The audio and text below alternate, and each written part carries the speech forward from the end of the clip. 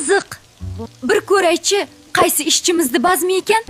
Valeriya, men tezda yuvinish xonasiga bormasam bo'lmaydi. Asosiy zaldan shundoq chapga burilganda ikkinchi eshik. Nega kelding seni? Kim taklif qildi? Usti-boshingni qara. So'raganingda bironta kiyimlarimdan birini berardim.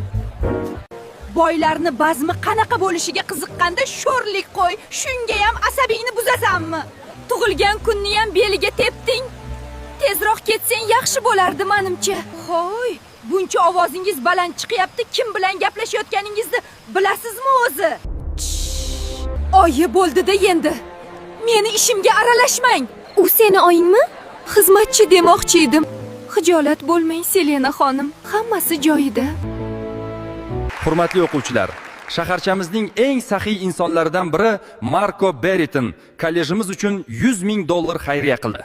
Biram saxiysiz, dadajon. Sizni juda yaxshi ko'raman. Yana bir imkoniyat. Qo'ldan chiqaradigan ahmoq yo'q. Endi esa so'z navbatini kollejimizning eng oldi talabalaridan biri Marko Beritonning qiziga beramiz. Ha? Havasing kelyaptimi?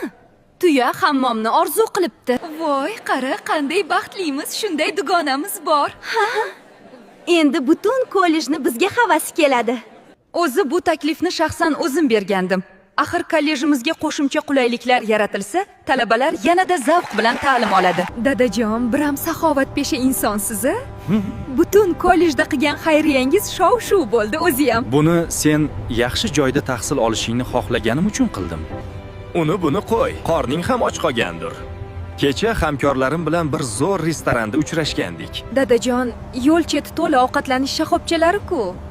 Meni restoranga olib borishingiz shart emas. Kamtarliging menga onangni eslatadi. Mayli, sen xohlagandek bo'la qolsin. Eliza, bu sensan-ku? Axir do'stim Marko Beritonning haqiqiy qizi senmisan?